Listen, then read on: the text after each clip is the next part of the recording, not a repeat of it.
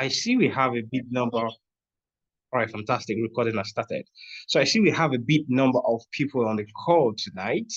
If you're just joining us, I want you to go to the comment section and type your name and where you're joining us from. For example, my name is Muideen Adeakoni, and I'm joining from Lagos, Nigeria. Or my name is Muideen, and I'm joining from London. I want you to go into comment section and type exactly where you are joining us from this evening or this afternoon.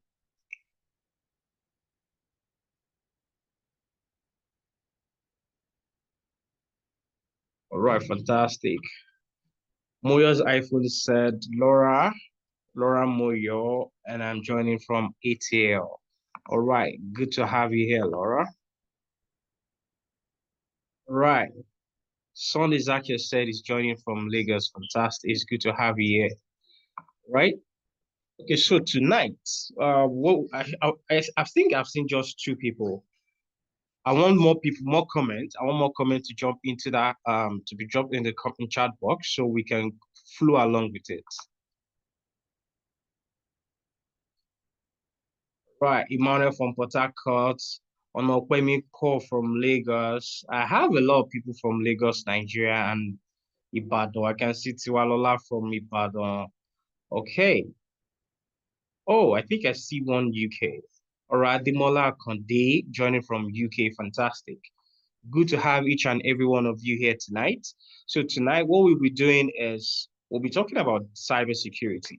Okay, we'll be talking about cybersecurity, and the aspect of cybersecurity we'll be talking about tonight is that aspect that is non-technical, where many people do not really have the understanding of, oh, cybersecurity is always technical.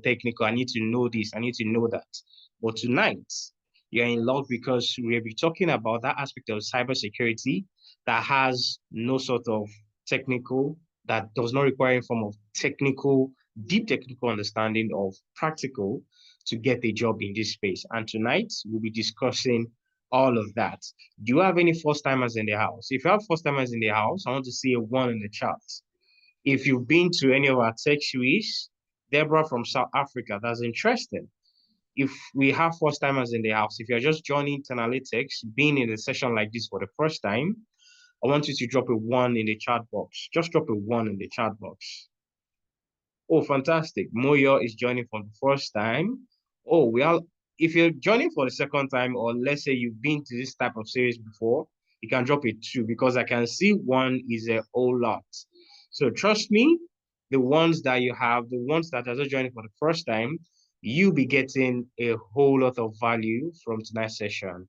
And while we walk along, tell you how you'll be able to get a job in GRC, in cybersecurity, if you have questions, what I want you to do is the questions you have, just type them in the chat box and I will be able to go through the chat box, see your questions and answer them, all right? So don't lose out on anything. If you're feeling like you don't want to get distracted, you can write down your questions. After the session, we always have time to answer those questions, okay? Now, diving straight into what we're talking about, GRC, getting a job in this space. Before we even look at this space, who exactly is Analytics?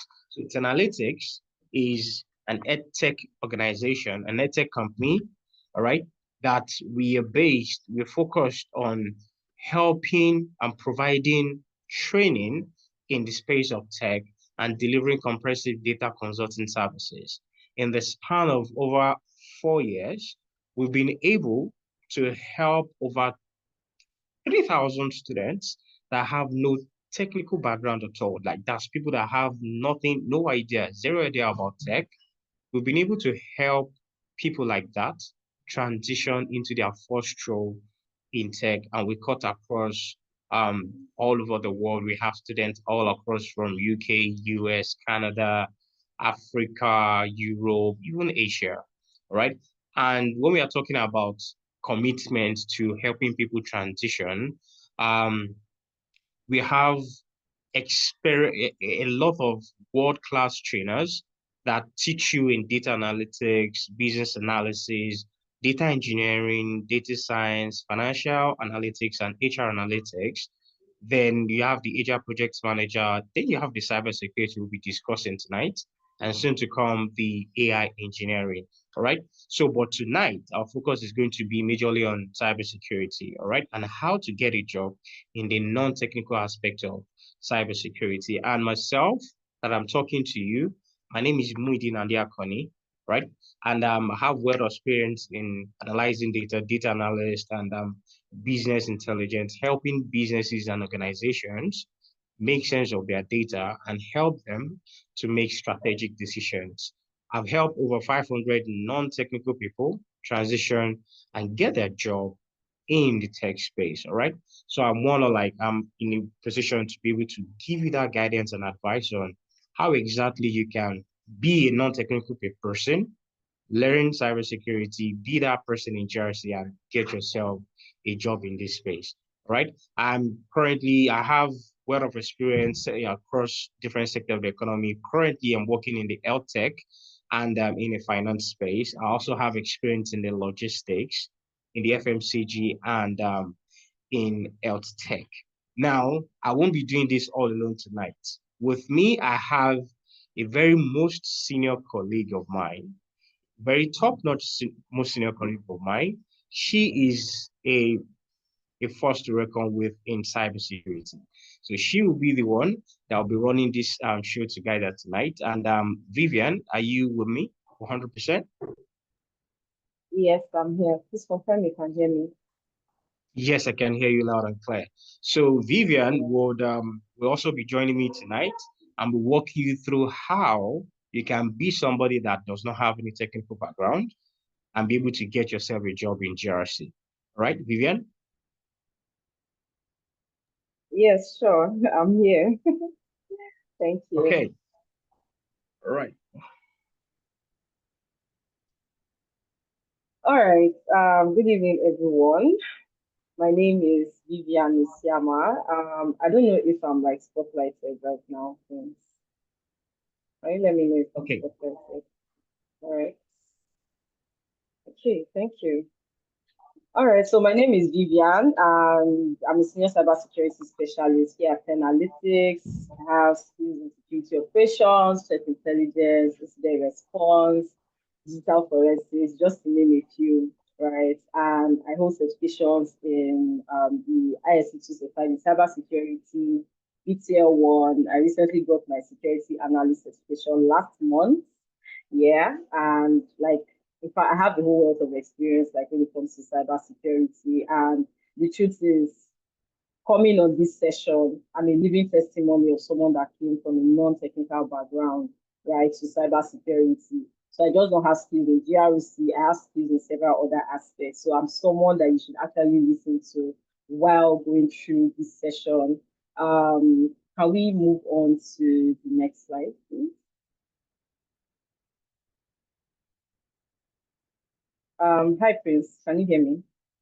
All right, thank you. So basically what we're doing tonight is walking you through understanding the basic GRC and cybersecurity skills, the pathway to becoming a GRC professional, and then taking you through what we do at Analytics, our growth internship. And at the end of the day, Prince is going to like tell you guys about all the amazing offers that we have. So next slide, so that we go into the whole presentation proper for GRC. Yeah, so what would you be learning in this session?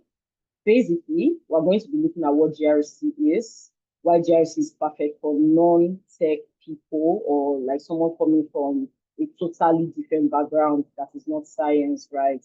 And then who can work in GRC, the key GRC roles that we have in cybersecurity, and the skills that you can transfer from wherever you are coming from.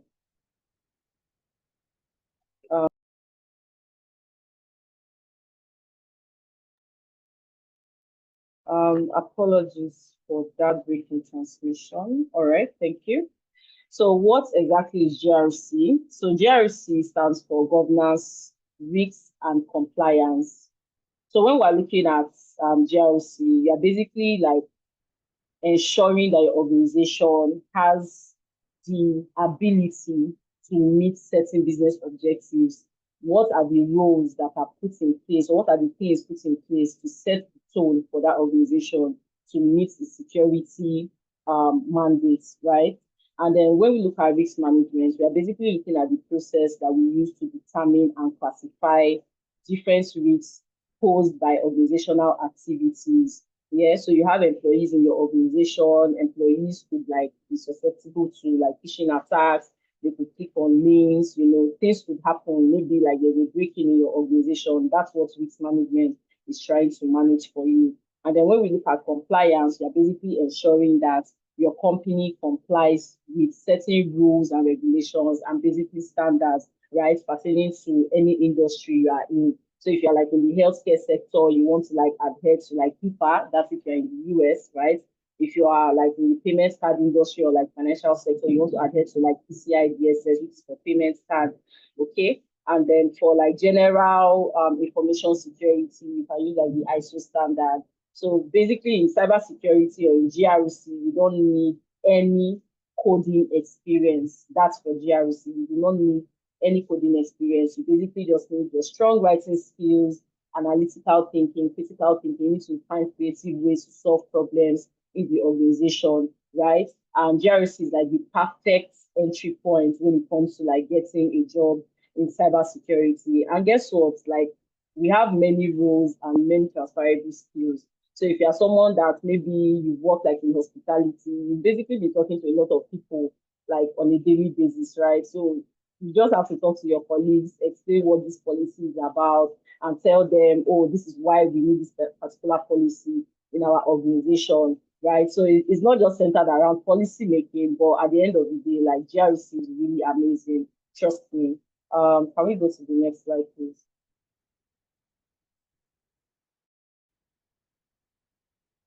All right. So why is GRC perfect for non-technical background? Like I think I've already said it all right. You have transferable skills from anywhere you're coming from.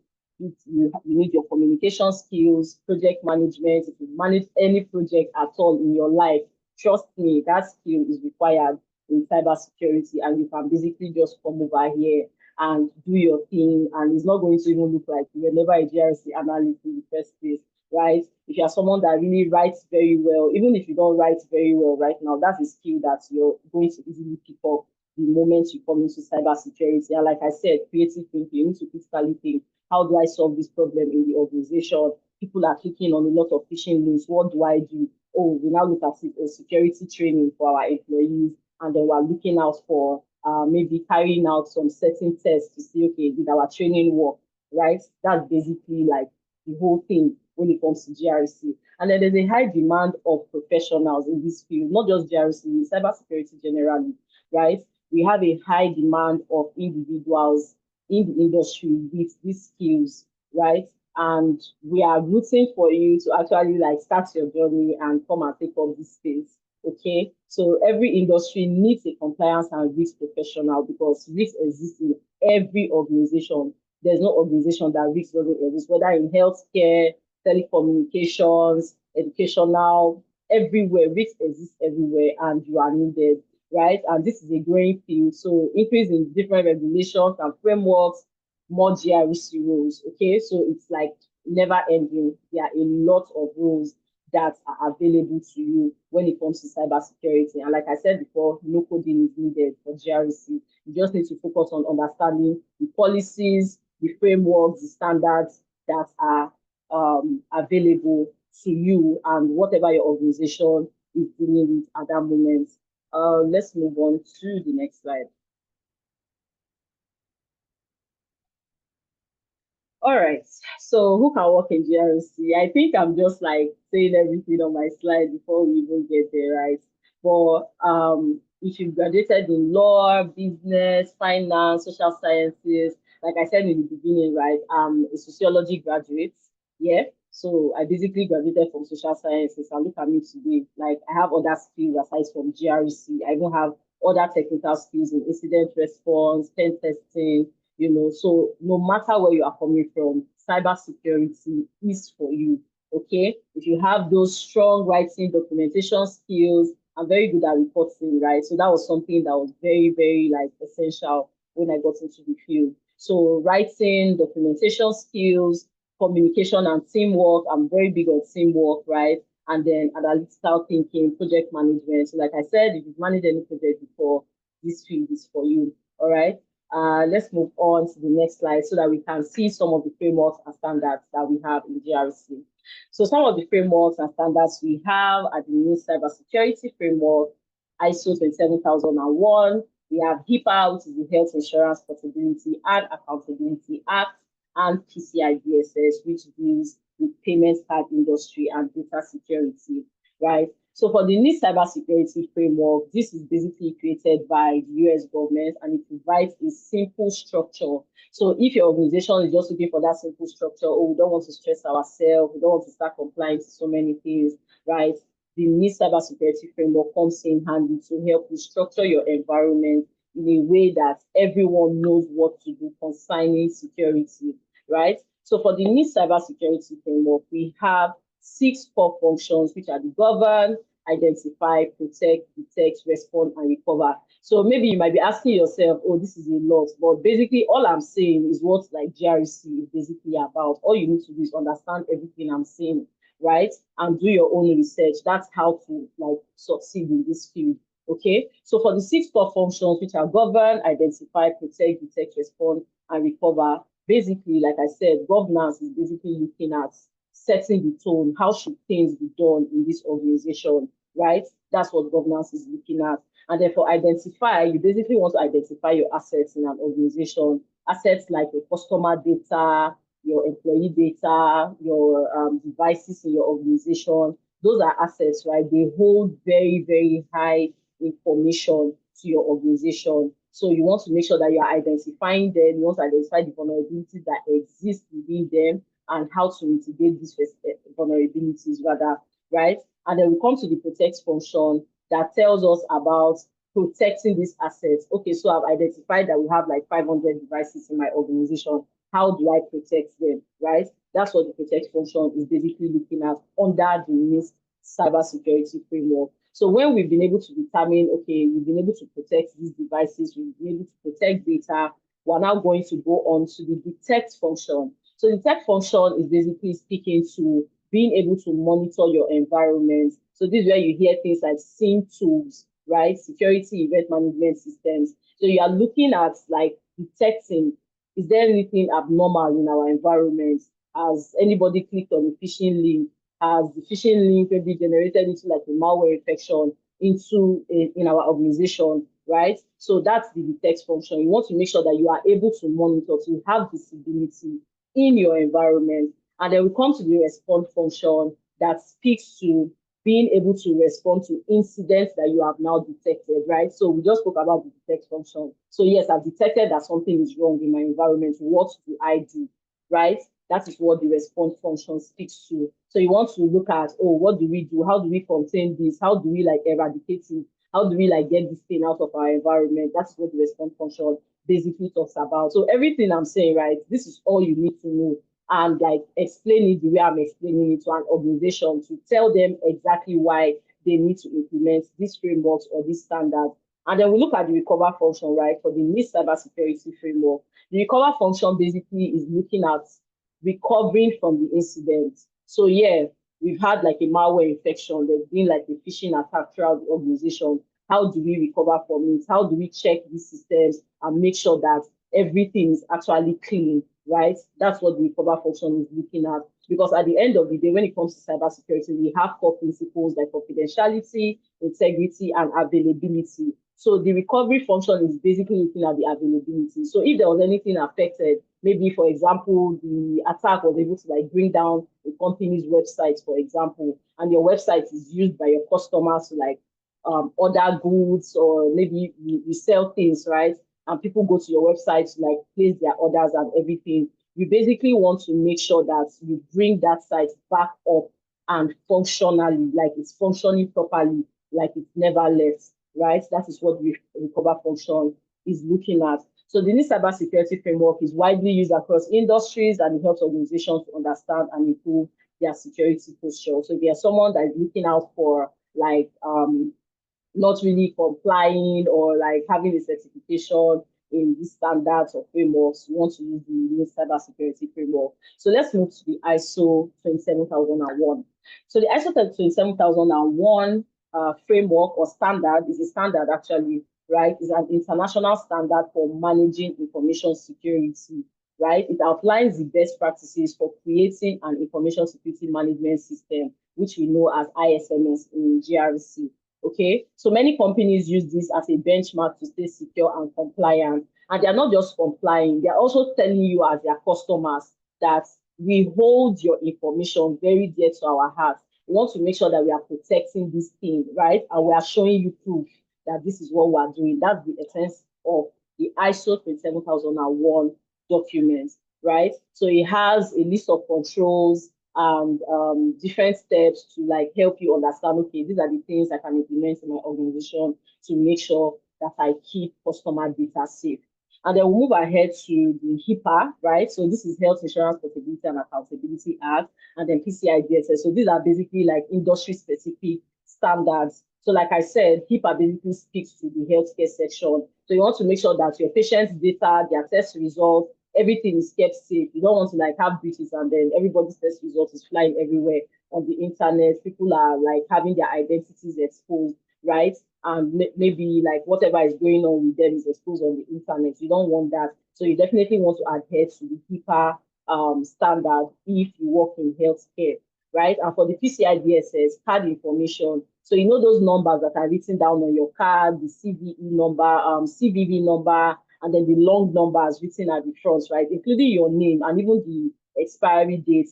PCI DSS is there to make sure that those information are kept safe, because I'm sure we all know what will happen if somebody gets that particular information, right? They can basically like withdraw money from your account. And maybe someone might say, oh, they need your details, like maybe your password or your passcode. I'm so sorry, because a lot of things happen in the digital space these days, and you never can tell, right? As long as those informations are not protected, anything can happen. So I'm done talking about the standards and frameworks, and I don't know if there are any questions right now, like in the chat box. So I can just like quickly take questions before we move ahead.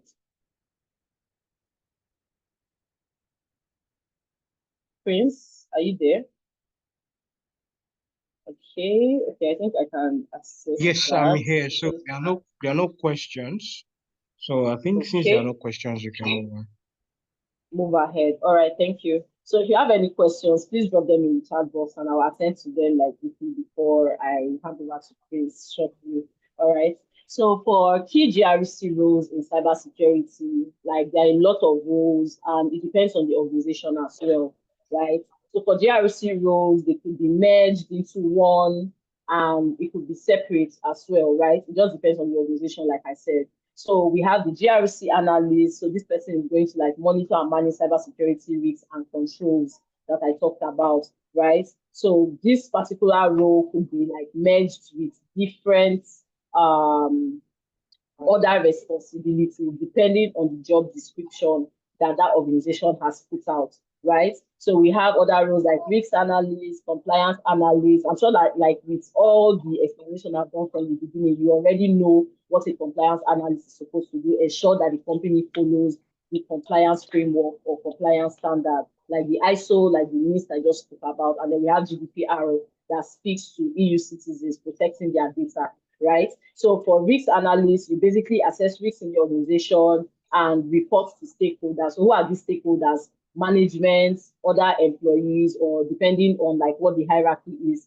in that organization. Okay. And then we look at policy analysis. So I'm very sure like this is very self-explanatory. You write policies, you maintain the policies for an organizations and the procedures for doing things in that organization. So other roles we have are like vendor risk manager, also known as like third party risk manager, and then cybersecurity auditor, IT auditor, security awareness coordinator, right? So there are a lot of roles out there. This is just to name a few, okay? And like I said, they could be merged into one and they could also be separate. It depends on the organization.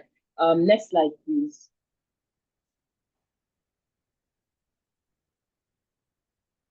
Okay, so I think I already like basically touched up on this, right? But I just want to like enforce it that soft skills are your superpower. So just in case you are feeling like, oh, I don't have technical skills, I don't know how to code, I don't know how to do this, I don't know how to do that. No, please don't like downgrade yourself. If I can like permit you to say that, okay, don't downgrade yourself. If you have communication skills, if you know you pay attention to detail, even if you feel like you don't have all of these skills, trust me, you can build them up as soon as you tell yourself that you can. Okay, so soft skills are your superpower in this space, in cybersecurity generally, not just GRC, cybersecurity generally, because at the end of the day, everybody in the organization is not going to understand exactly why we are doing this policy, exactly why we are doing this. And top management, most times, they might not have all the time to sit down and start like looking at all these things. You are the one to take these things to them and explain, and then you are able to like get confirmation. Okay, we can do this, we can put this in place, we can put that in place, right? So that's the essence of having your communication skills, your attention to detail to be able to identify what compliance gaps are in your organization, and then your writing skills, being able to draft policies, reports, audit findings,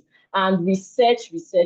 I like to like hammer on this because if you're not somebody that likes researching, right, GRC might feel overwhelming for you, but just with a little research, you just get the information that you need. So research is a very amazing skill when it comes to this field. And I'm sure that every one of us on this call must have that skill because sometimes we go ahead to like search things on Google. So definitely GRC should not be hard. You just go ahead and ask Google, oh, what do I do? What's the standard about? What's that framework about? You know, so understand these frameworks. That's like what you need when it comes to GRC. And like I said, critical thinking, being able to evaluate these risks and controls and being able to like creatively know, okay, what should be in place here, what should be in place there. All right, so let's move on to the next slide.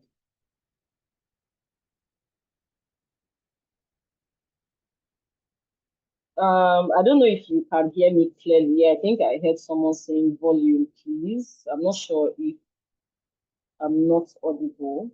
Am I audible, please? Yes, you are very audible. But I think we have some question also in the chat because I see someone Okay. asked that I think the question is about to be answered because someone said, are there specific certifications for this? Oh, okay. Yeah. So yeah, this slide already like answers that question, right? Hi, Fola. So you said are there specific certifications for this? So yes, we have specific certifications. But another thing is, for me, right?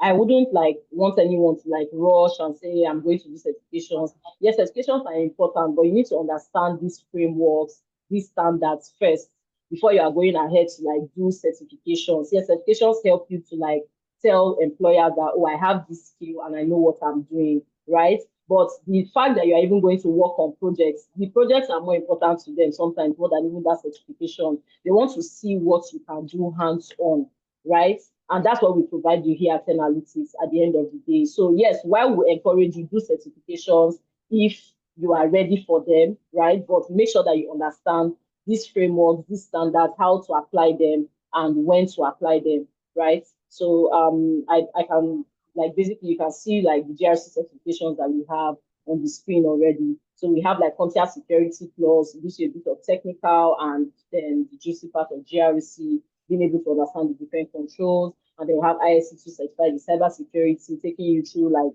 a whole information security process, responding to incidents and stuff. And then we have our ISO 27001 lead implementer, being able to implement the ISO standard for an organization, and then different other frameworks, right? And then we have other advanced certifications like certified information system security professional. So this is like when you are getting to managerial levels and stuff, right? You want to like attend these certifications, and then certified information security manager as well.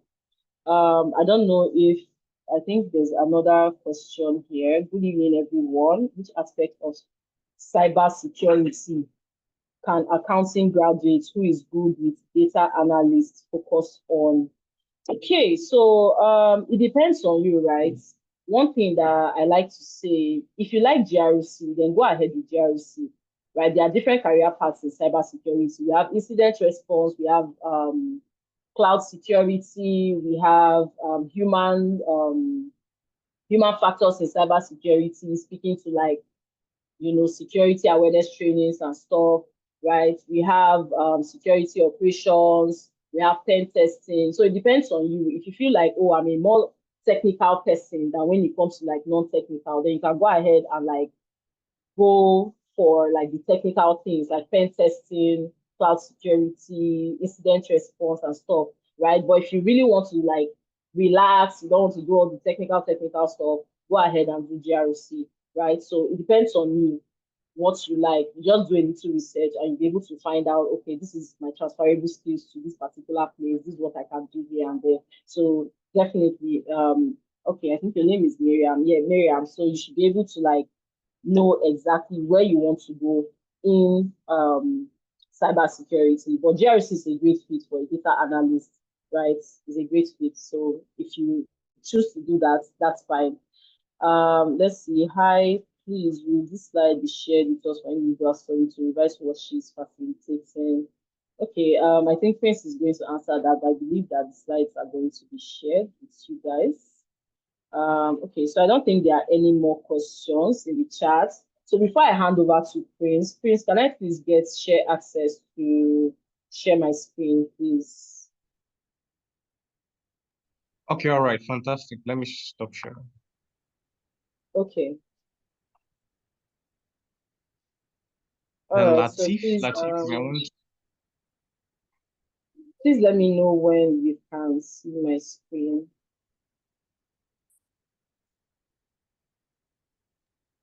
Please, can you see my screen, please? Yes, yes. All right. Okay. So I basically like just wanted to take us through the ISO 27001 document briefly, right? Before I hand over to Chris, so that we have an idea of like how GRC is done basically. So the ISO 27001 document, like I said, is a document that helps us to like put our information security in place in our organization. Okay. So for the first, like you can see the table of contents, right? So we have 1, 2, 3 here, the scope, normative references, terms and definitions. These things are just like for a need to know basis, like for your information. That's what 1, 2, 3 is about. Okay. And then the main information security control starts from number 4, where we're looking at the context of the organization. So basically, I'm using this table of content because we can like basically see everything here. Okay. So for context of the organization, we are looking at understanding the organization and its context, right? You're not just going to go out there and maybe, for example, another organization has a policy on information security. You just go and copy their information security and come and paste it as your own. It doesn't work like that, right? You need to understand what your organization's context is about. All right. What are our objectives in this organization? What do we aim to like achieve in this organization? So let's say, for example, like 10 Analytics, we are aiming to like train you guys in different aspects of cybersecurity, of let's say business analysis, and all the other departments that we have, right? And we want to be the best in the industry, for example, right? So the context of the organization is like speaking to what exactly are our core values, what are the things we hope to achieve, right? And then understanding the needs and expectations of interested parties. So who are these interested parties? They are your employees, they are your customers, your clients, they are the senior management, right? What are they expecting? Those that are shareholders, people are looking out for, oh, I need profits from this business. Your employees are basically looking at, oh, I need my salary at the end of the month, right? So you need to identify these expectations of the different interested parties. So this is like just basically giving you a context of the organization. Then when it comes to like leadership, you want to like look out for leadership commitment, because at the end of the day, you are writing a policy and you are enforcing it. If leadership is not interested, then you are doing nothing, right? So you need to make sure that those that are in the top positions in the organization are looking at this information security aspect of the organization or security in general, and they are able to like say, oh yes, we give a go ahead, we support this, we support that, for these things to actually like hold ground in the organization. But if they are not in support, then everything you are doing is just useless at the end of the day. And then you want to go ahead and plan. So what are the actions to address risks in your organization, right? How do you want to perform information security risk assessment? How do you want to carry out treatment when you find out, oh, we have a particular risk existing here? Maybe the environment where our office is, we can easily just break in and steal laptops, right? What risk treatment do you want to like put in place? How do you want to mitigate this thing? That's basically like what this document is talking about. So you basically want to understand like this document and know how to implement it for your organization. And that's what our GRC class, cybersecurity class, basically is going to like be teaching you. So I'll go ahead and like share another screen. So I'm just going to stop sharing this. Please, can you confirm that you guys can still see my screen? Yes. Okay. All right. So over here, I have an information security policy, right? So for the ISO document, you basically like have different controls in place. So let me take us down there. I think there's something covering my screen.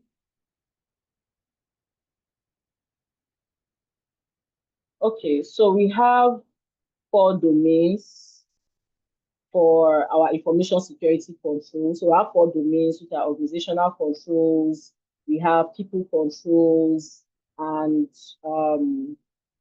we have people controls here, which is our clause 6 or control 6, right?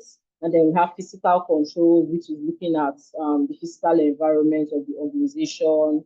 And then here we have technological control, so basically for your devices in the organization, right?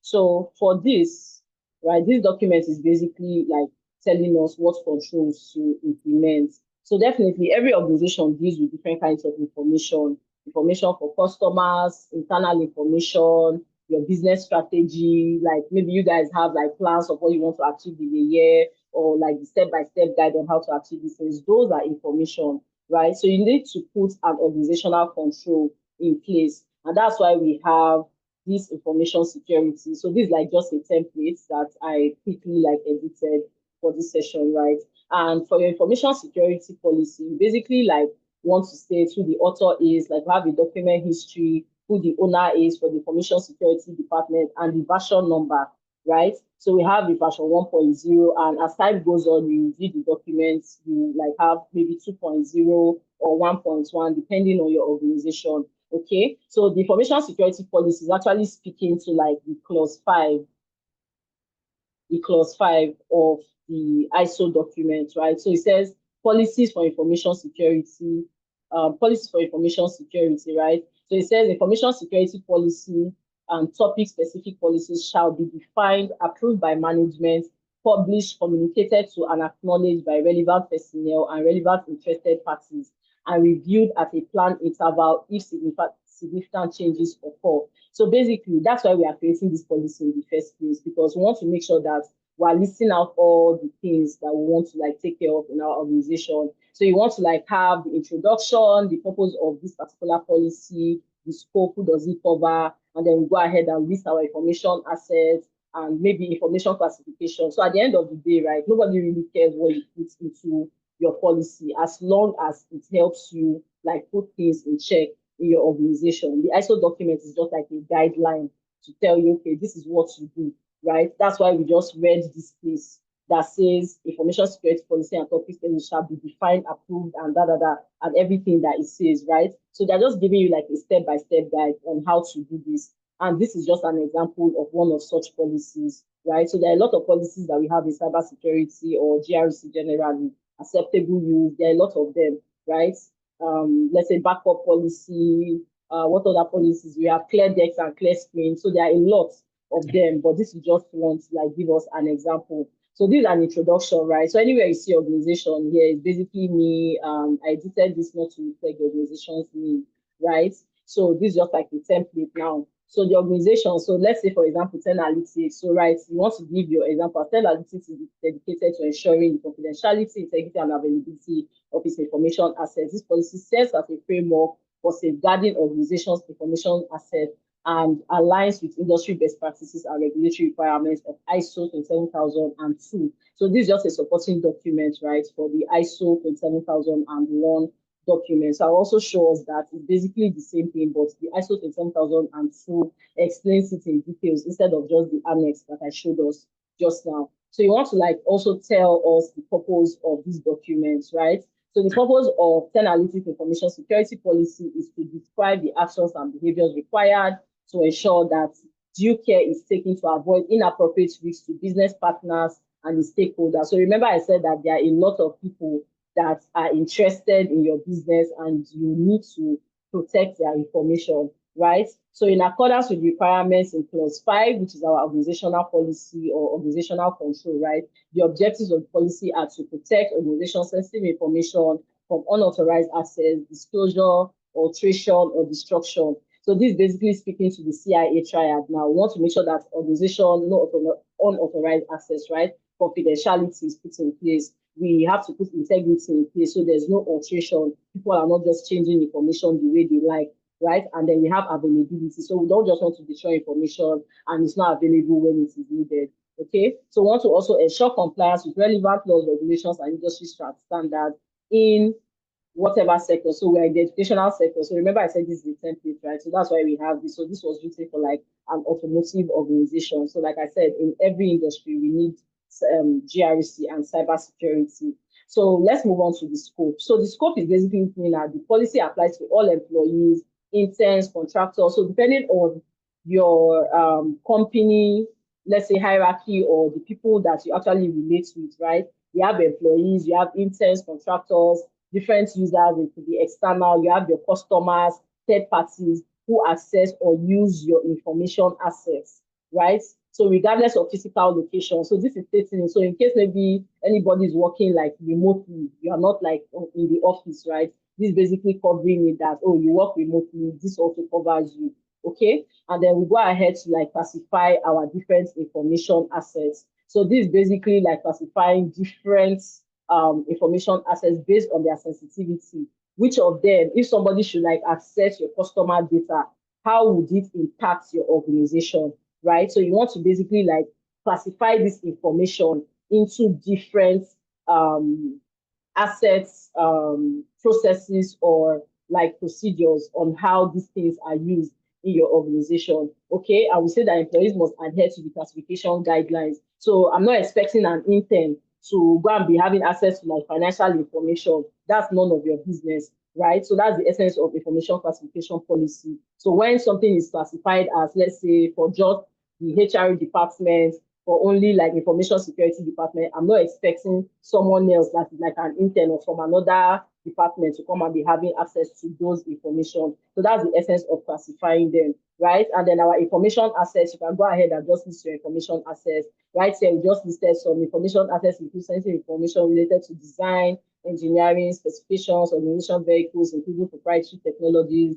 and da. So you just list all the assets that you want to list for your organization, and then we go ahead and state our policy now. So this policy for executive management, this is what their roles are going to be, right? They are meant to implement a risk-based information security program to safeguard the confidentiality, integrity, and availability of all information resources collected or maintained by or on behalf of the organization, tailored to address potential risks, right? So probably when you like go through the video again, you understand most of these things. It might feel overwhelming, right? But just try to understand what this framework or this standard is talking about. So for here, we have the information security officer. So we have stated what his roles are going to be or her roles, right? So the ISO shall oversee compliance with all patent, statutory, regulatory, and contractual requirements. The ISO shall evaluate risks to the confidentiality, integrity, availability. So you can already see like what your job might be. So your job role might actually be information security officer.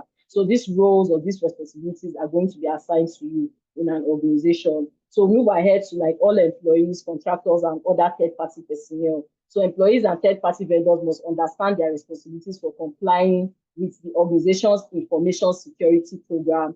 And then employees and vendors must seek guidance from the information security team for questions or issues related to any of the information security data or anything that they need concerning information security. So here are the responsibilities, right? So responsibilities, all employees, contractors, and third-party vendors are responsible for adhering to this policy and implementing security controls within their respective areas. So within your respective departments, you need to make sure that you are implementing these particular security controls, okay? And then for the Chief Information Security Officer is responsible for overseeing the implementation of information security measures and ensuring compliance with this policy. So like I said, when you don't have management approval, this thing you are doing is totally useless, right? So we need to make sure that management is enforcing these things. So that's the essence of having a Chief Information Security Officer responsible for overseeing the implementation here, right? So that's why this responsibility is placed on the CISO, okay? And then for the review of the documents, the policy is subject to annual review and updates to ensure its effectiveness. So if you determine that, this particular document that we drafted, I think that we need, how should I put this now?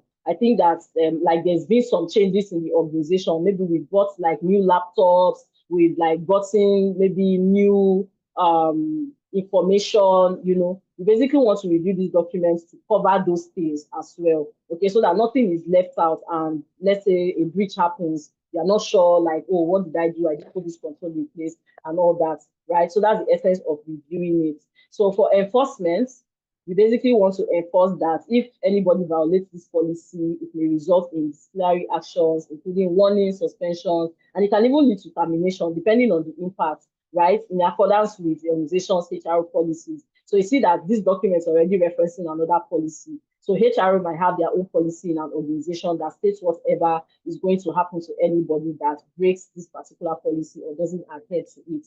Okay, and then we have sanctions like removal of access right. So if you maybe had access to a particular document or a particular folder before, you're going to like remove your access right for that moment. And then it could also lead to like termination of your contract, and maybe legal or administrative sanctions may be imposed on the vendor, even an employee, contractors, whoever it is. So this is where the policy ends, right? So I hope that I've been able to like walk us through what GRC actually feels like in the real world. And you guys are going to be doing your registrations very soon, because I can't wait to meet you guys. Okay, thank you very much for listening to my presentation. So I'm just going to quickly check if I have any other questions in the chats. Okay, it seems there are no questions. So I don't know if we should wait for a few minutes and see if anybody like has any questions. Hi, Prince, are you there? Yes, I'm here. All right, I believe while you were presenting, I believe they were really paying so much attention. They don't want to miss out anything. So that's why they didn't type questions. yeah, So if you yeah, have I guess so. questions, Well, I think there's one question right now. yeah. Okay, so someone's saying, what about the technical aspect of cybersecurity? Okay, so this call, right, is basically like on the non-technical aspect, but like throwing more light on technical aspect of cybersecurity. Like I said to Miriam when she asked, right, you basically want to like do your research. So we have different domains or career paths in cybersecurity. We have pen testing, we have GRC, like we're talking about right now. We have incident response, security operations. We have human factors in cybersecurity. You know, so it depends on you. If you feel like you're a technical person, so pen testing is going to like be really amazing for you. Okay, if you're someone that wants to like hack into things, you want to like see vulnerabilities in real time, you want to be able to say, okay, how can I like mitigate this particular vulnerability, right? Pen testing is going to like really work for you, right? When it comes to like technical aspects of cybersecurity. So I don't know if I like answered your question, Miriam. You can just use the chat box to let me know as well. Thank you. So someone says, does this area of work include a lot of meetings? Okay, so not to scare you, right? Not to scare you. Definitely, you're going to be having meetings aside from GRC, other aspects of cybersecurity, because as a GRC analyst, you're not going to be working alone, right? So everything that you saw me just talking about, you're not the only one that will just sit down and start writing all the documents and implementing. You also have input from other aspects of the organization, right? So you are not the only one that will just be going to meetings. Every other aspect of cybersecurity, those that are in pen testing. So, for example, you are like implementing a vulnerability assessment. Let's say, but you are like implementing vulnerability assessment in your organization, because for like, let's say PCI DSS, right? The standard actually requires that organizations carry out pen testing or vulnerability assessments quarterly. That's 4 times in a year. So for your Q1, Q2, Q3, Q4, you are going to make sure that you are checking for vulnerabilities in your environment and mitigating them. All right. So those are also people that are going to be working with you as a GRC person, because you are looking at making sure that, oh, we actually carry out this vulnerability assessment, right? You are not the one to carry it out. So the other teams that are technical are the ones to carry it out. All you have to do is oversee it. So at the end of the day, you have to be in meetings with those people. So yes, if you're talking about a lot of meetings, it also depends on the organization and the timeline for completing those projects. Okay, so that's what is going to like inform a lot of meetings, less meetings, or whatever. Okay, so I don't know if that also answers your question. So someone says, I'm in business and I want to transition into tech. Is this for me? Definitely for you, my darling. Definitely for you. Okay, definitely for you. So like I said, right? Okay, maybe I should mention this. When you say you're in business, I'm not sure what business you do. So while I studied sociology in school, I graduated, I went into like fashion and design. So that's what I was doing before even coming to cybersecurity, right? While I was doing my training, I was doing my fashion and design work at the end of the day. So definitely for you, all right? So I hope that answers your question as well. So someone says, at what point in the training would you recommend job search, and for people coming from a non-technical background, do you recommend in office work or remote? Okay, this your question is kind of a lot, but okay, let me answer that. So at what point of the training? I can So for also me, take right, it. Prince, you want to answer that? I think I'll stay after that while I speak with them. So I will always take that. You can skip that one. Okay. Moyo, I will come back to that question. Okay, that's fine. But like I might just like touch up on it a bit, right? So it Okay. depends All on right. you. If you prefer remote work, you prefer in-office work, you are the one to apply for the jobs, right? So if you're applying for remote jobs, fine. If you're applying for in-office jobs, fine, right? Depending on what you want and what organization you are applying to at the end of the day. And maybe at what point of the training, for me, right? I would tell any of my mentees, start applying as soon as you start learning, right? From your first project, you have started documenting. Your second project, you are documenting, right? And then start attacking those particular roles that we started like teaching you on. All right. So if you are like doing incident response and you feel like you're interested in that, start applying for incident response roles.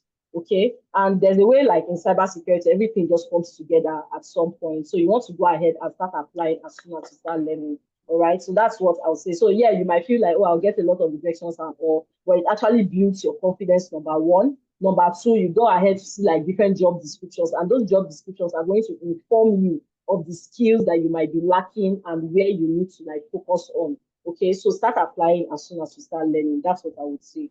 And Prince would like see throw more light on that. So sorry, Prince, if I took your question from you. Okay, so No, no, no, the that's fine. meeting said GRC, but the Google form does not have GRC listed. I think Prince would handle this. I'm not sure Yeah. about this question, Yeah. Prince. All right, thank you. Okay, so does GRC also involve cybersecurity auditing? Yes, definitely it involves cybersecurity auditing. Yes, so does any aspect of cybersecurity require does any aspect of cybersecurity require coding? Well, let's say for cybersecurity generally, you don't really need coding skills, right? But maybe as you progress, it depends on you. If you're a technical person, as you progress, you might just feel the need to, oh, I need to, excuse me, I need to add like maybe some certain coding skills, like maybe when it comes to like writing Python scripts and stuff like that, right? So you are the one to like decide, okay, maybe I want to add this skill. You can decide to, but it's not actually like needed. Okay. So it depends on you if you want to like do that. So I think that might be okay. I think I have other question. I've been a learn of the job person. So what opportunity do I have to learn in a real life scenario?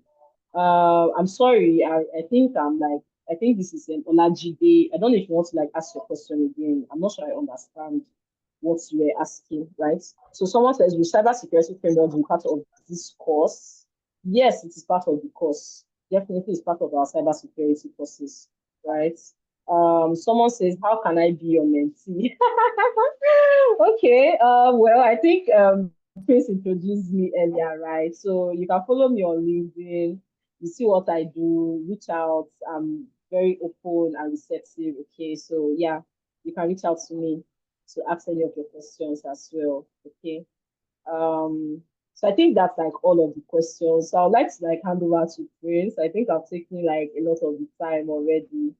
Okay, so That's fine. thank you very much. And yeah, thank you very much and have a wonderful evening, everybody. So I'll hand over to Prince now to continue with the rest of the presentation. Thank you. All right. All right. Thank you so much, Vivian. I believe just the same way I'm so excited and totally overwhelmed about everything you're presenting. I believe every other person, as you see that question, we're just storming in, storming in. It was because aside from the fact that this is not my own first time, it feels like it was actually the first time. So thank you once again for that. And for the questions being asked, I would make sure while I explain, I will be able to take advantage of everything we have and be able to be this person that Vivian is talking about. I'll make sure that I explain that as we move forward. Now, everything being said, if you actually listen when she was saying everything, trust me, if you are listening for the very first time, it will be overwhelming, right? But one very first thing you need to understand is if you look at the concept of everything she discussed, it's all about writing policies, understanding this, understanding that, knowing exactly what is available to this and what is available to that, right? So it has nothing to do with you learning a particular coding line or a language or this or that. All it entails is for you to have this, which I believe, basic knowledge of writing and understanding whatever that is being written. That is exactly what GRC is about. And to be able to capitalize on everything being said, how you are really want us to move ahead, considering everything we want to discuss is the first thing is to be this person that she's talking about, you need to have that strong will to want to learn everything. Because if you can see, all these things are policies. It's just like being a lawyer, reading and studying the laws, regulations that guide some things. It's just like that. It's as easy as that.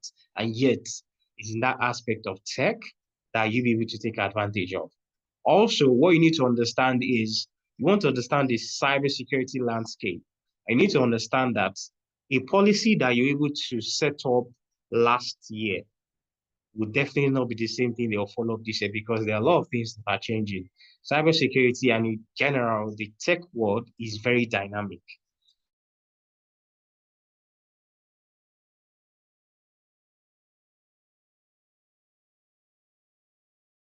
To make you be a very fantastic cybersecurity analyst and a GRC specialist that Vivian is one of right now.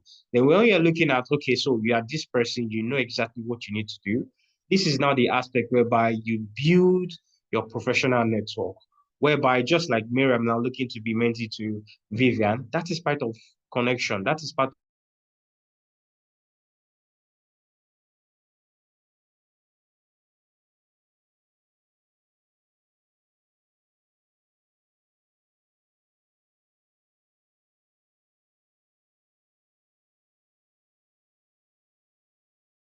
Let me unmute this. Can you confirm you can hear me, please? Yes, we can hear you, Prince. Vivian? I can hear you. Can you hear me? You are muted if you are speaking. Yes, I can hear you. I can hear you. Okay. Right. Okay, so let me resume the sharing. I think that just disappeared. So just like I was saying, these are the things that you need to be incorporate into everything you're learning while I've explained how you exactly get into this space to you as we go ahead. So you might be looking, how exactly, what is the next step? What do I do to be able to land a job or get to know these things that Vivian is talking about, Vivian talked about? That is what we talk about today. Now, at Analytics, we offer different career paths, different programs. But today we are talking about cybersecurity and GRC to be exact. Now, before we even arrive at saying we want to start teaching cybersecurity or have people transition to cybersecurity through analytics, what we went ahead to do is we went ahead to look at all the major job boards that we have in the world to know what career path or what job are companies looking to really hire for. Like they have higher number of companies of job posted in this career path. We went to do that analysis. Then when we got the data, we analyzed those data and we analyzed it based on three major criteria. The first one was the ease of learning, meaning even if you've been away from classroom a very long time ago, whatever you're going to learn, you will have the ability to learn and understand it.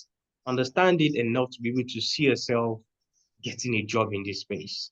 Then you have the ease of transitioning. What are these career paths that you can transition into even if you don't have any prior knowledge or experience in this space? And definitely one of the major reasons why you see many people transitioning to tech is definitely the high rewarding salary. Now today, with that being said, the programs that we offer that met all these criteria, those that we offer at Analytics. But one of them that stand out is, and that we're talking about today, is cybersecurity. So after we've gotten this validation, right? Like, oh, so cybersecurity, going through cybersecurity, if you meet all these our analysis, that if you go through cybersecurity, you will to learn, you'll be able to transition, and by the time you are done transitioning, you know exactly what you know. You'll be able to get yourself a job, a high rewarding salary job. Now, what we went ahead to do is to seek external validation from the World Economic Forum. Like, okay, we know that if you go through the career path, you will be able to do this. What about few years from now, what is that validation that you don't see yourself saying you want to switch job or your department will not meet up anymore? So what we did was we went to World Economic Forum to seek an external validation for the World Economic Forum from Future of Job reports. And with that report, the first thing that came to our attention was looking at the fastest growing jobs from 2025 to 2030. If you can see what I'm showing on my screen, you see that out of the fastest growing jobs, you will see cybersecurity have three different slots in this space. It has the security management specialist, it has the IoT specialist, Internet of Things specialist, and it has the information security analyst, which everything is under cybersecurity and part of them is under GRC. Now, that being said, like, oh, wow, that is amazing. That is also, and this particular report is available on Google. But if you come on my slide, which you'll be getting after the meeting, so what you want to do is my colleagues that are dropping the link registration form in the chat, you want to make sure you fill the form because then we will to have the video and also the slide used for this. You have to have them sent to your email. So make sure you complete the form. And for a person that said they see only GRC when completing the form, select cybersecurity instead, okay? So make sure you complete the form and we'll have the video and this slide shared with you. And when you get the slide, you can easily come to this aspect and say, click here to download the report. You're able to click on that to download this report and understand exactly what we are talking about. Now, that being said, it always seemed like it's impossible because if I was listening to Vivian for the very first time and everything she's saying, even though I can understand it, but it might seem overwhelming, like it's impossible for me to learn this thing. But trust me, it always seemed like that until you get into class and you understand that this same principle and policies that Vivian is talking about is as easy as composing an email, right? And the only reason you need, or the only thing you need is for a professional to be able to walk you through how to get that done because you won't be the first person to do it. We have loads of people that have been able to do it. If you see the first person on my slide, that is Adetayo.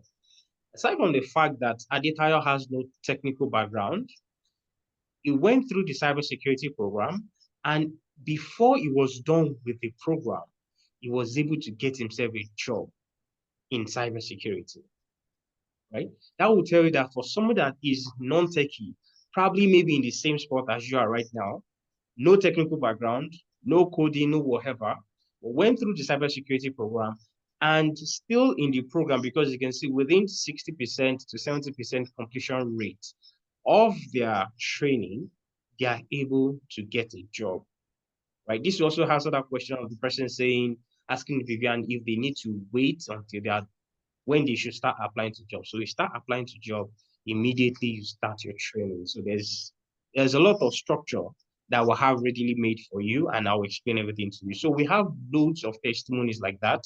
Like I said, you can always go through the slide, click on it, and you to direct you to YouTube to be able to watch all the testimonials that we have. You can watch any of them to understand how even during that training, we've been able to help them transition. It does not necessarily mean that if you are joining from Nigeria, you can't get a job across board. We have opportunities, students that have been able to go through the program and secure job for themselves while still living in Nigeria, and they work fully remotely, right? This is an opportunity that you'll be able to see yourself getting into. And just like every other person, that you can see their details on the slide and you'll be able to watch when you get the slide. So make sure you complete the form to be able to get access to the slide. Now, when we are talking about how exactly do you go about learning what we are talking about? So the way we train is a blended type of training. All right. So let's say, for example, see Victoria here. I don't know if I have any Victoria in my session, but if I have a Victoria, then that's a plus. So let's meet Victoria here. Miss Victoria has no technical background at all, and Victoria is looking to transition, right? Victoria is a customer sales rep and is looking to transition into tech. So what Victoria need to do is not go through only a self-learning path, not go through only a self-learning path, not go through only a instructor-led class, but go through a blended approach type of learning. And the reason for that is because when you go through a blended type of approach, it doesn't only remind you to learning only when you come into class, because if that is the only thing you get to do, you only learn when you are in class. And after class, as an adult, we all have all our responsibilities. You go about your way. And the only time you pick your book again is when you're back into class. The same thing is applicable when you have just the self-paced. You get very overwhelmed. And most of the time, which I believe most people must have tried, I have tried it.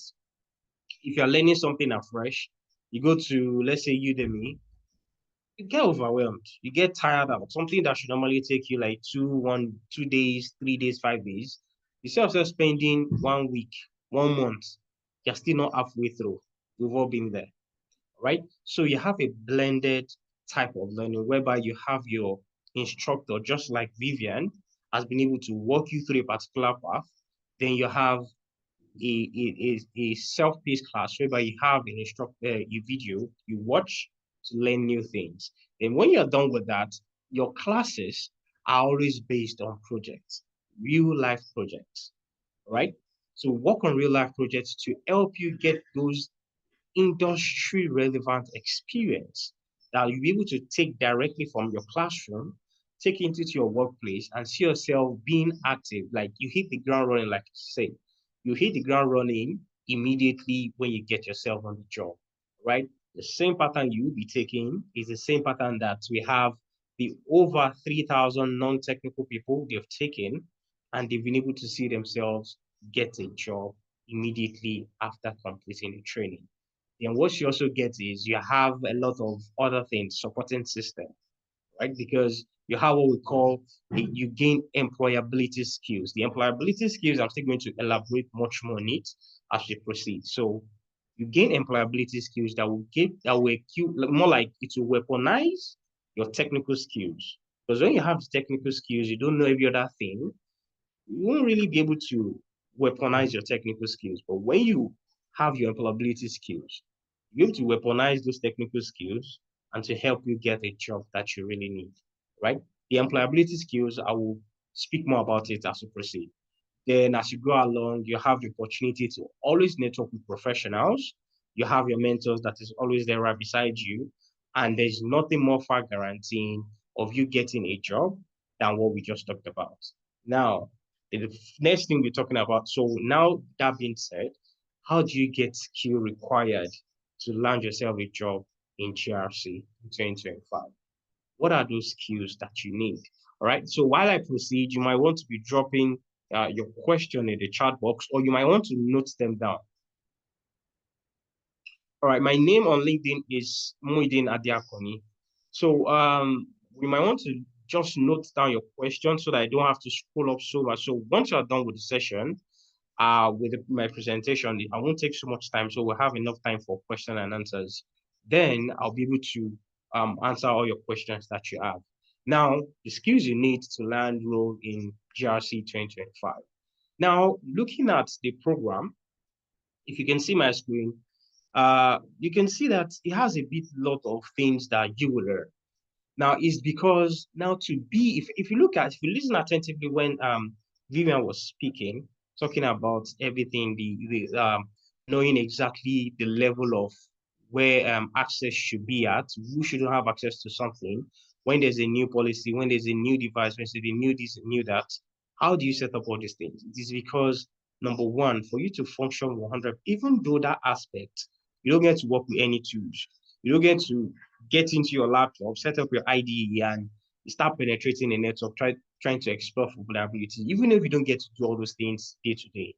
But when they are doing it, you know exactly what they are doing because it is your responsibility to set up that security framework and policy to guide them, right? And that is exactly why organizations always need GRC specialists because they are the professionals that will guide whatever activity that is going on within the organization. Without them, everybody will just be everywhere. There won't be guidelines, there won't be rules. So they are the ones that set those rules, guidelines, and they comply to it. And if you go against it, you could see when I think that was part of what Vivian shared last. The punishment, you get suspended. In some companies, you can even get fired. If you go and leak some information that you shouldn't to some level of employees, you get fired because you shouldn't do that. Why should you? There are laid down rules and policies that is restricting such things. And the reason why there are things restricting it is because you've been able to have the skill in GRC and get yourself a job as a GRC specialist, right? Now, if you're looking at the things you've been learning, you just dive straight into GRC. You have a little bit of knowledge of what everybody's doing in cybersecurity. And that is where you get to learn the overview of cybersecurity, the roles, the technologies, the techniques, and things you get to do. You also learn the information security principles, risk management. The information security principles is when we're talking about the CIA triads, right? You learn all those things. Then you understand exactly when we're talking about network security threats. What are network security threats? What are vulnerabilities? What are these things? And how do they behave? When there's a security threat, what are the things that, what are the rules and guidelines that somebody in that space, let's say a SOC analyst, what are the things that they should do? What are the next steps they should report to? Who is the next person in hierarchy that they should report all the things that's happening? Who should they report to? These are some of the things that you, as a justice specialist, you will be able to guide them in exactly what to do. Then you have the SOC analyst roles, responsibilities, the network tracking. You have NMT, yeah, NTM. You have threat intelligence and threat response. You learn all these things to understand exactly what are the next step of action, next line of action to take in case there is an issue of network breach or there's an issue of attack on your network. What are the things that you should do, right? As a SOC analyst, now not as a just as a SOC analyst. So as you know that thing, these things as a SOC analyst, you will know by the time you are done with your training, you know exactly how and what to do when you get to work as a GRC, specialist. You also learn incident response, You learn malware, you understand what is malware. I believe most of us must have heard what malware is, or must have heard them say malware, ransomware, all those things, viruses. Yes, you will learn exactly how they behave, how you can set up rules and regulations, policy and security framework around all these things. You also learn what you know as penetration testing. This is the aspect of when they say somebody is a ethical hacker, right? Or somebody is a hacker. This is another word for penetration testers. And what they get to do is they test for vulnerabilities, they test for things that are not in proper shape within a network of organization. They identify those things and they make recommendations on how to secure those vulnerable points so that the bad actors, those ones that all they care about is, let me get access to this network and take what is not mine. This is what they get to do. So you have a penetration tester, secure the network, and make sure that none of those things happen. Then you also learn all the exploration techniques, all the things they get to do. So if you can see, you see that the way everything is going, everything is interwoven. But by the time you're done, you will not be that supreme person, the supreme GRC specialist, that everything that is going on within the organization, aside from the fact that you know exactly what they are doing, you are also able to guide them accordingly, right? That's what the cybersecurity program is going to give to you. And everything you'll be learning, you're all learning based on projects. You'll be using projects to learn everything that we talked about. And your program, you have 6 months in-class training. So you learn everything that I just talked about. You will learn it in 6 months. And after 6 months, you go into internship where you work on real life projects, all right? To showcase all the things that you've learned and have those projects in your portfolio so that by the time you have any hiring manager looking or asking to interview you, be able to show them things you'll be able to do as a cybersecurity professional, all right? Then standardly, we have two different classes, right? We have our live classes out on Saturday. So you have either the morning time, that's the 11 a.m. West African time, or you have the evening time, the 6 p.m. West African time. The 11 a.m. will automatically cover those in UK, Europe, and those within that time zone because it's morning. Then you have the evening class. The evening class naturally covers those in North America, that's in US and in Canada, because by that time, 6 p.m. West African time will be early morning. That's going to be 10 a.m. MST time for them, right? So these are the ways the program is structured. Now, you might be asking the question like, okay, so when I'm done, now you see, by the time you are done with your uh, by the time you are done with your training, you'll be able to have, because what we always encourage our students that when you're going in your training, when you're done your training, you don't put it on your CV that you're training with analytics. And the reason I'll tell you for the moment, you don't put that you're training with analytics, rather you're being a consultant. Because if you actually look at it, despite the fact that you are learning, but you are learning working on projects, those projects are challenges, are problems faced by organizations. So when you see yourself drafting a security framework, you are doing it for an organization. That particular security policy you're drafting is going to be very instrumental, even though you're just learning how to draft it. But still, you're a consultant. You're consulting for that company, right? So this is what you put on your CV. Then by the time you go into internship, we do that with our sister company, Amdari. You will also be able to have Amdari on your CV, and both companies, both Analytics and Amdari, you go registered in Canada, go registered in UK, right? So you have the opportunity to have both companies on your CV. Now, all I've been talking about is technical, technical, technical. Now, technical, all the things I've just talked about are just 50% of what you stand to learn from analytics, because that's just half of what we are offering. Yes, Damilola, the video, the class is recorded, and make sure you fill the meeting, the attendance form, so that they will have access to be able to send the recorded video to your email. All right. So make sure you complete the attendance form with your right details. So the other thing I was talking about now is your employability. I briefly mentioned this the other time, but when you merge both of them together, that's when you have what we call a complete job offer. And the first thing in that is what we have as the CV review and the CV revamp. And what does that mean? That means that you will go through a session whereby you have a professional. The first thing they would do is, as a cybersecurity professional, the CV you use to apply to a job in GRC is different from the ones you use to apply to job in, let's say, penetration testing. All right. So you have first-hand information on how exactly do you revamp your CV. You have previous years of experience. Now you're a GRC specialist. How do you bring this experience to speak for you now as a GRC specialist? These are some of the things you will learn in CV review and CV revamp, where you have a professional walk you through how you'll be able to do that. It's a live session, right? Then you also have the LinkedIn optimization, whereby you have a professional also walk you through how you'll be able to optimize your LinkedIn.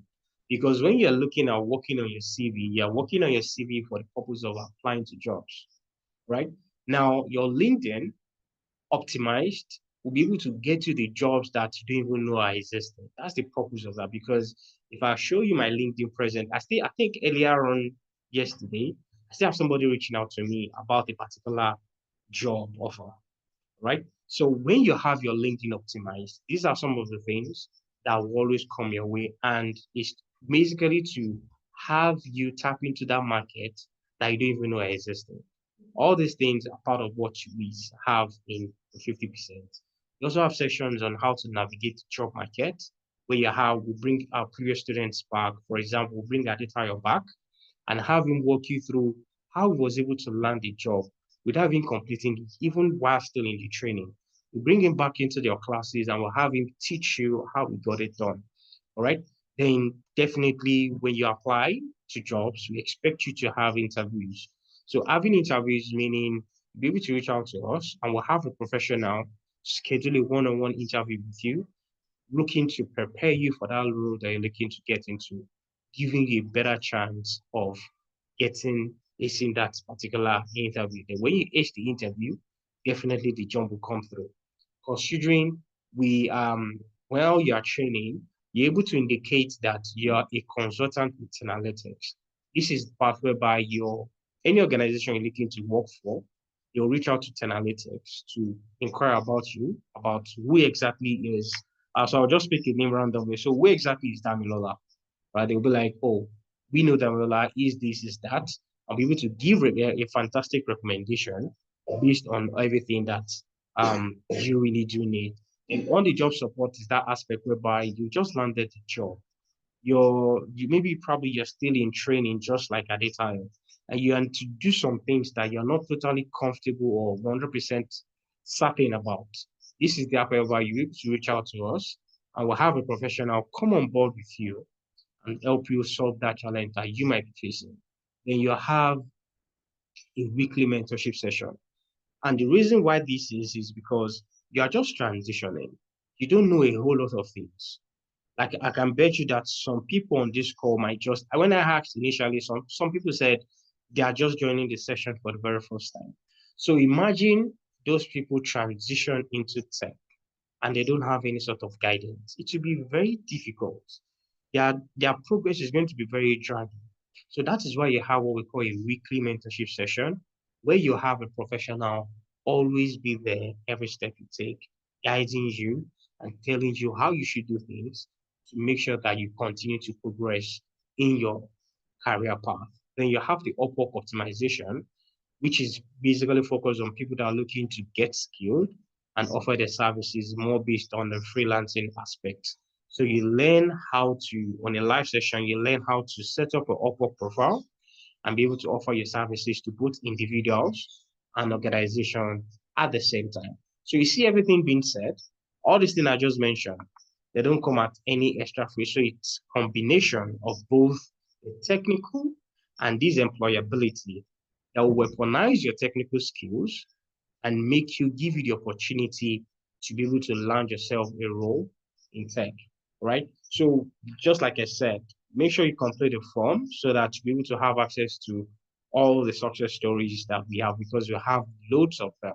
We have loads of them that a majority of everybody we have, they have zero to non-technical background. They were always in, most of them were in a position just like yourself right now.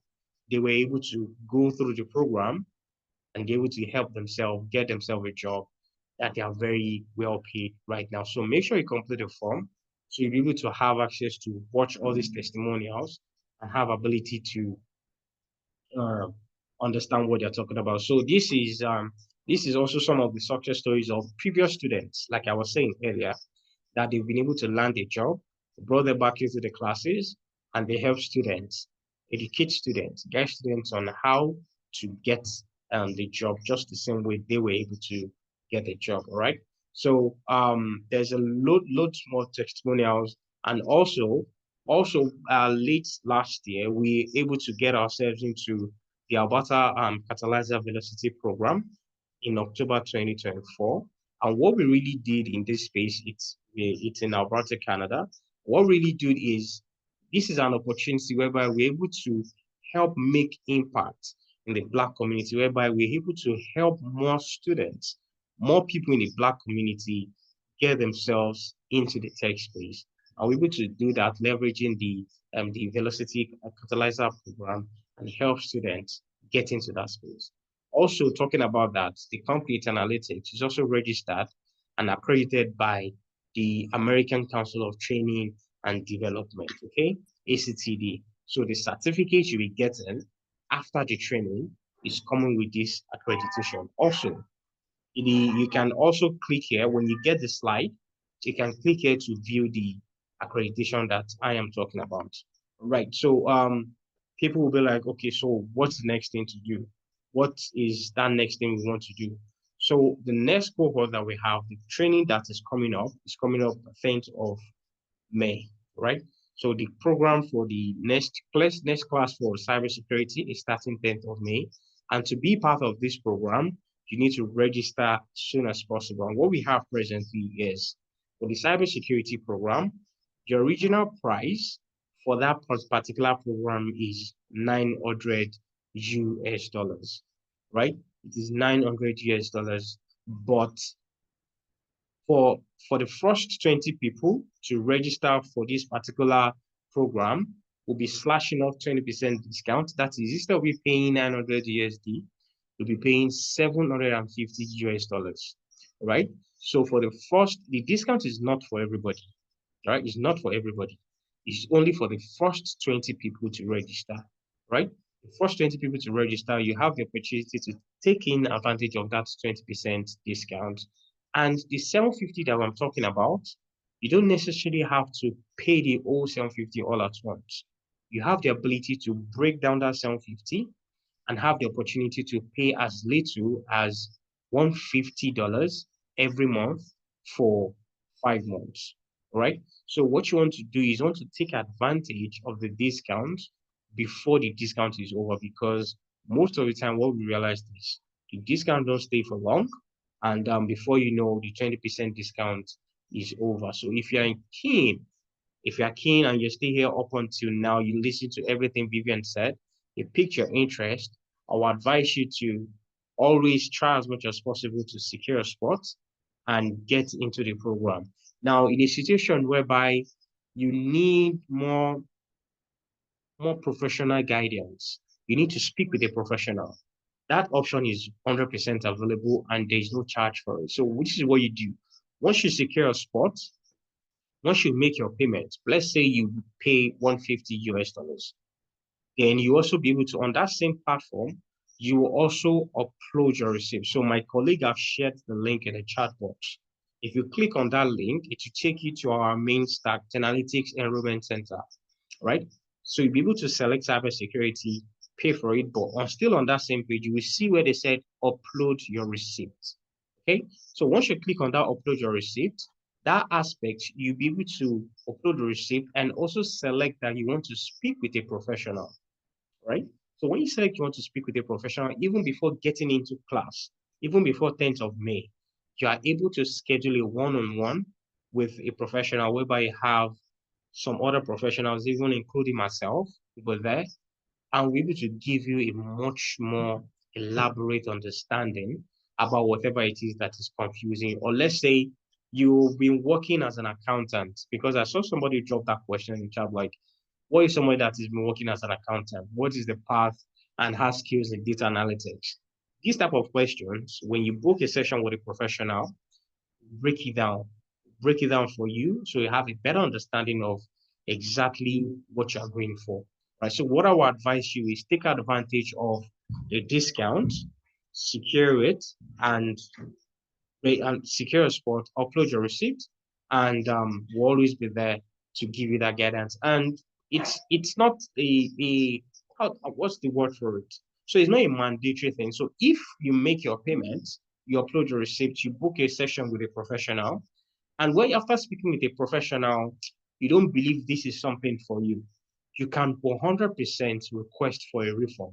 All right. So it's not like after making your payment, if it doesn't work for you, you losing your money. No, that is not right. So after making your payment, if you need to speak with a professional, after speaking with a professional and you believe, oh, so this is not something I can do, or this is not something I can take, 100% you can request for a refund and that will be given to you. What I would advise you is take advantage of the discount before it runs out, because once it runs out, you will not have the option to pay 750 anymore.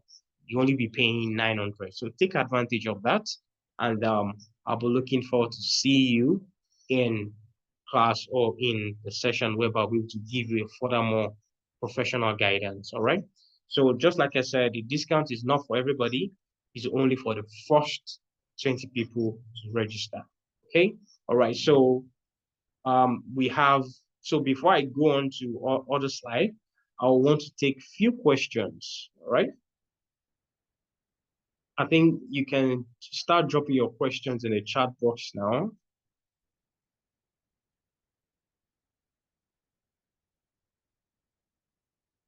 Okay, so I think I'll start with, I hope I didn't miss any. Okay, I think she has answered that. Okay. Is it possible for somebody in Nigeria that studies cybersecurity to apply to jobs in US and Canada? 100% yes. So that aspect is when I told you about the employability session, whereby you learn how to navigate the job market. The secret of how to get this done is navigating how to do the job market. Okay. Malara said, thank you, lecture is interesting. You're so welcome. The opportunity to work on lab projects, the opportunity for lab. All right, so Ari, you're working on projects. So everything you're doing, all the learning you're doing, you're working on projects, right? And the reason why you're doing that is if you are part of when I did the introduction, aside from the training that we do, we also offer consultancy services. So what we do is when we offer consultancy services, the challenges, the problems that the organizations are facing that we get to solve for them, we bring all these challenges, we bring them into your classes. But before they get into your class, definitely remove all sensitive information. So you will never be able to tie this information to any organization, right? But the problem, the challenge remains the same. That is how our students are able to solve those challenges with the professional's guidance. And by the time you are done, they will be 100% skilled. And by the time they get into a job, they'll be able to get anything done. By the time they get into interview, because of the fact that all the time they were learning, they were working on different projects. When they get into an interview and any HR professional or any interviewer asks them about a scenario whereby they've been able to set up a policy to mitigate any sort of data breach, they will be able to conveniently talk about the time when they set up a policy, the steps they took, and how that particular policy was able to save the organization from sort of incidents occurrence. You'll be able to do that easily because while you were learning, you worked on projects. And remember, you do this for 6 months. By the time you're done with that for 6 months, you get to internship where you work on another set of projects. So by the time you're done with your training and your internship, you have just enough projects to have in your portfolio, right? So the answer to the question, yes, to that. And will you give reference for CV? Yes, I think I mentioned reference for someone who is a caregiver. Go into it. Right. So, Deborah Kolakwa. So I think this will attend to that last aspect where I said, make your payment secure sports, take advantage of the discount. Then instead of you selecting a particular program, select that you want to speak with a professional. So what will happen is when you get into that one-on-one session with it, it's not one-on-one, it's a session whereby you have people that have similar questions just like yourself. You'll have a professional attend to all your personal questions. So they will break down your experience, your work experience, your education experience, your personal things, some personal things about you. They will break everything down so they will understand which of the career path is better off for you. All right. So it's not like you just go for one and we accept it. We look at what you are capable of, look at where you're coming from, look at what the things you're capable of taking in and being able to function at. They look at that and they will tell you the ones that are preferred for you. So Deborah, take advantage of the discount, secure spots, then select that I want to speak to a professional. Right. Yeah, me see, I think I answered this already. My name is Muidin Adiakoni on LinkedIn. Right. So do I have yes, the meeting is recorded. Okay. I think I'm about it's 150 US dollars, not Canadian dollars. So 150 US dollars, but wherever you're joining from, once you click on that link, it will automatically change to whatever currency you're wanting from. If you're joining from UK, it will switch to pounds. If you're joining from Canada, I think that should be around, is it 220 Canadian dollars? I'm not so certain, but I know it's around 123 pounds. Okay. So wherever you're joining from, even if you're joining from Nigeria, you don't need to switch or look for a currency exchanger. It will automatically convert to Naira if you're joining from Nigeria, right? Um, all right, so you have the ability to spread the payment for 5 months, all right? Damilola, this is answering your question. You have the ability to pay 150 US dollars every month for 5 months, okay? Okay, does a law degree and EU GDPR certification help understand? 100%. So as somebody that is in law, it is more like a cheat because there'll be a lot of policies that by default you will have very good understanding of. And I will have lots of lawyers that when they transition, they rather go through cybersecurity with a focus on GRC. So that is something that's going to be very instrumental in your own case. Like I said, if you want us to break it down like into pieces, explain everything to you, you just select that you want to speak with a professional and they'll be there. And that speaking with a professional, it is not a paid service, okay? All right. So someone said he registered last week for cybersecurity. It's fantastic. So I believe I'll be seeing you in a class starting in May. Okay. So yes, 100%. If you listen to when I was speaking and explaining the program you'll be learning, we started with the overview of what is cybersecurity. What exactly are we talking about? Why is it essential? Before you start to understand the concepts, before you start to get to use the tool. So your program is starting from very basic, from the very beginners level, all right? Beginners level and your classes, remember, they are blended. So it's not like you come into class and you only get to watch videos, or you come into class and you only face your instructors. You have live interactive classes whereby you can always ask questions. So in this class now, in this session now, you are sending text. In your class, you are able to unmute your mic, ask your question, and you have a professional that is handling your class, give you answer to whatever question that you're having, right? Uh, so yes, so the link is the one that's having payment tag. So I'm talking to Theodora. The payment link is that one that is having mainstack.me. So once you click on that, yes, the one that has mainstack.me. All right, so let me see, remove the Y. If you remove the Y you should be able to find me. So just like I said, it is very beginners friendly. Damilola. Right. So if you're interested in GRC, yes, that's cybersecurity. Register for the program, select cybersecurity, and we'll be happy to have you if you are. Okay. I saw, please, who can I talk to via WhatsApp after this webinar? All right. So I think that is Jubilian. So Jubilian, what you want to do is you want to make sure you first of all complete the form, right? Then if you're interested in the program, secure a spot, make payment, take advantage of the discount that we have going on. Then after making your payment, upload your receipt and select that you want to speak with a professional, right? That way, the professional will be able to schedule a meeting with you, a live meeting with you, and you get to ask them whatever question it is that you have, okay? Let me see, I believe removing Y should get that sorted. Whenever we have a masterclass like this on data science, so we have this every now and then. But what you can do is, if you want so much comprehensive, detailed information that I believe you can't even consume till you're done, till you even start the data science program itself, you can go on our YouTube page, right? Our YouTube page has 4 years information of data, information loaded into it, right? So you have videos like this about cybersecurity, about data analytics, about business analysis, about data science, about loads of them on YouTube, all right?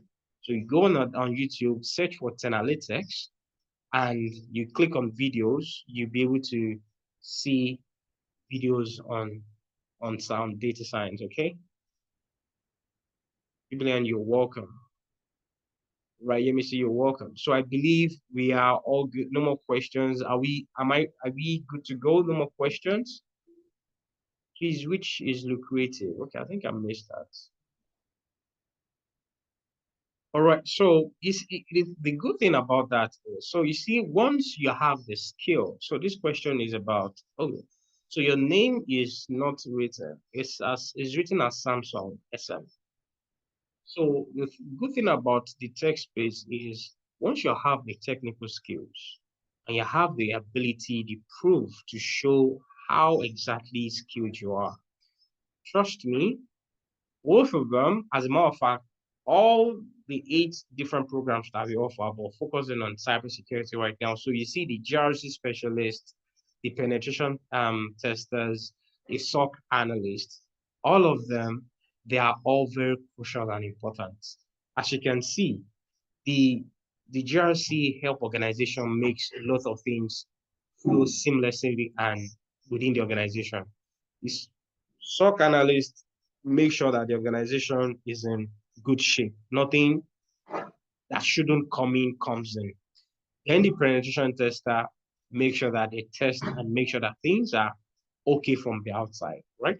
So all of them, they have very good lucrative aspect. And the good thing about it is going through the program, you will be any of these 3. So going through the program alone will give you skill enough in any of these 3 that you cannot decide on. So this is what I want. I loved it when I was in class. I want to progress into it. Going through the program, you can decide to be a penetration tester. You can decide to be a SOC analyst. You can decide to be a GRC specialist, just like Vivian, right? And be a professional in that space. Okay. All right, so I think this is for Ari. So Ari, that particular discount, like I said, aside the fact that it's only for the first 20 people, right? If you look at everything we stand to offer, what we are offering is not something that you just have access to during your training. It's more like a lifetime thing, right? And at that price, trust me, there's almost no way you get something like that because you have interview preparations, you have a professional that will walk you through how to build your CV, we teach you how where and how to apply to jobs, you optimize your LinkedIn, we teach you how to sell your skill even before getting a job on a freelance platform.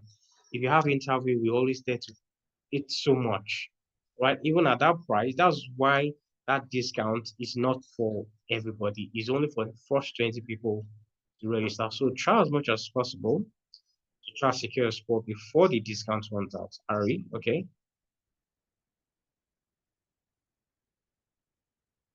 Yes. So yes, you can do your change. So if you register now and you select that you want to start by 10th of May, and some things comes up, that will not be possible again. 100%, you can change and say you want to start by June, and it does not attract any fee. Okay. All right. So try as much as possible to get yourself a laptop and be able to join a class. But what you want to do is, when you register for the program, you will have more reason to get that laptop because you know you need to get the laptop for your training, right? So try as much as possible, secure a spot, then try as much as possible you can to get yourself a laptop. And if it's not convenient for you to start by 10th of May, you can start by June, okay? And that does not attract any fee. And if you've been able to secure a spot in the discount, even if the discount is over, it is none of your concern, Theodora, because you've been able to secure a discount spot. You only get to pay the balance as it normally should, okay? All right, SM, Samsung SM, Sean, all right, I've seen that. So, Sean, when you said, okay, so you train us in various fields in cybersecurity, yeah. So by the time you're done with your cybersecurity training, you have skill as a penetration tester, you have skill of a SOC analyst, and you have skill of a GRC specialist, right? So by the time you're done, just like today, now, I believe a lot of people enjoyed the non-technical aspect of everything Vivian said, and they would want to really explore that. So by the time you're done with your training, that's exactly what it's going to be like. You'll be like, oh, I want to go into GRC because it's non-technical, and I really enjoyed myself in it, okay? All right, so after this class, we have classes starting every first Saturday of the month, right? Every first Saturday of the month, we have class starting. But what I can guarantee that 100%. But what I cannot guarantee is if the discounts will be available by then. I can guarantee that we have the discounts running now. But as at then, I don't know if the discounts will be available. Right, so this is for sure. What days of the week and time is the training? So I mentioned that earlier. So the training are on Saturday. You have your live class or your self-paced class on Saturday, where you get to learn new things. Then every other thing, which is employability skills, where you have your mentorship session, you learn how to revamp your CV, you learn how to build your LinkedIn profile, all those things, they happen during the week. Your drop-in session also, whereby another name for that is your troubleshooting class, that also happens during the week, right? Right, so Ademola Akonde said, is there any way one who has background knowledge of cybersecurity to fast forward the program? No. So, sorry, the answer to that is no. So, you are joining. Most of the time, when people say they have skill in that, what we tend to do is we are trying to assess what you have. So, if what you have is solid enough to get your job, you don't get to go through the training, rather you go through another path, right? But most of the time, what you will see is they have this, they don't have that. And if they have this, they don't have that, they're getting into the market. They are competing with people that have everything. So you're automatically shortchanging yourself by being in competition with people that have everything and you don't have as much, right? So most of the time, it's always advisable, go through the program, even though you come across some things you will know you have experience in, you at the same time come across some things you don't know. And by the time you're done, you will become most definitely a subject matter expert, making it even much more convenient and comfortable for you to get yourself a job even as fast as possible. Okay. Um, so down says there physical classes. So these are 100% online interactive classes, whereby you'll be able to have your instructors teach you something and you learn, you ask questions about that. All right. So there are no physical classes, only 100% online classes. Okay.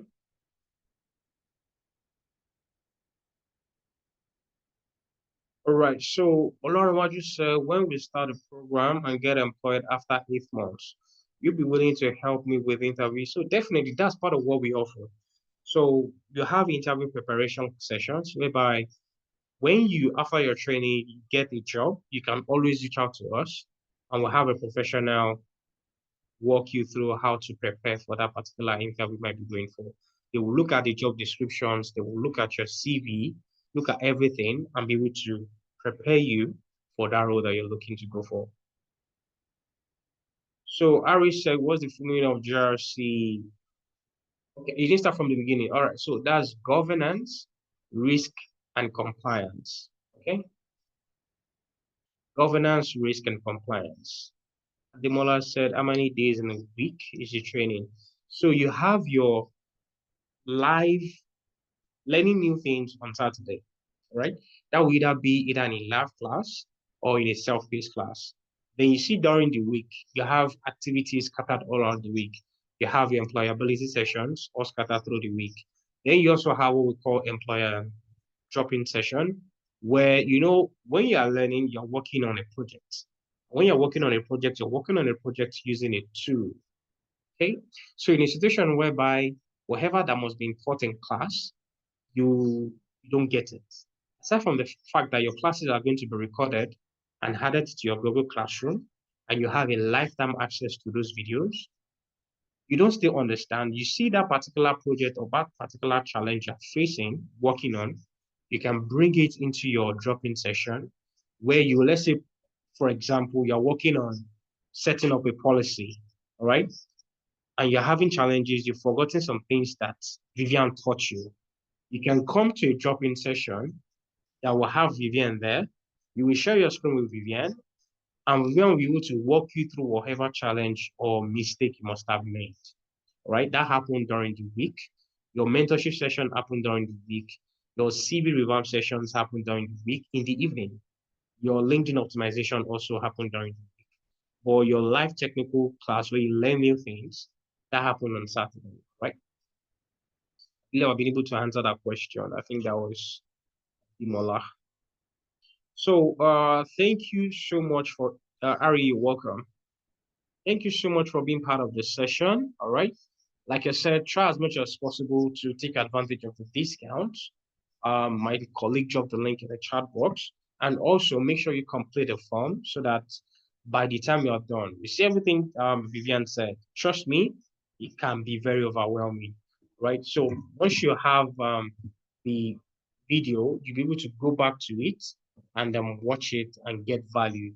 You watch it, you'll be able to get value and understanding about whatever that she has said because we're able to watch it, rewind, pause, and so on. Also, you'll be able to get access to the slide that I'm using that has tons and tons of information about organizations that we've been part of, the people will be able to be part of their organizations to help them grow, and so many more. All right. So thank you for being part of the session. And I'm looking forward to see each and every one of you in class. And remember, if you have further questions, all right, try as much as possible, secure a spot, upload your receipt, and indicate that you want to speak with a professional, right? That way, you get a professional that will ask you all the questions that you need to get answers to, and they'll be able to help you decide on which career path is the best one for you, right? So thank you all for being here. And like I said, complete the form so you have access. All right, Damlola, I just said that again. So to speak with a professional, you can see the link just above your chat or the link just above your comments. That is the main Stack enrollment page. I believe you're interested in any of the program, all right? Try as much as possible, secure a spot. You can secure a spot by paying $150. After securing your spot, upload your receipt. It's still on that main page. When you upload your receipt, you will see an option of speaking with a professional. So instead of you selecting cybersecurity, instead of you selecting that, you will see an option of you saying, I need to speak with a professional. So select that option and you have a professional that will come on board with you and interact with you. And the reason for that is because, so in case you have some questions that you're trying to have a better understanding about, they will be able to decipher everything and give a best possible solution to whatever challenge you might be having. Okay, so thank you all for being here. We have, I think we're just about the time. Complete the form so you'll be able to get access to tons and tons of information that is on my slide, right? Complete the form, and on behalf of my CEO, Chukwemeka Ipa, my co-founder, Efemena Ipo, and my founder, Adeza Suleiman, I want to thank you all for being here, and I'll be looking to see each and every one of you in class in May or in when we try to speak with a professional, right? Thank you for being here, and enjoy the rest of the evening. Cheers, and bye for now.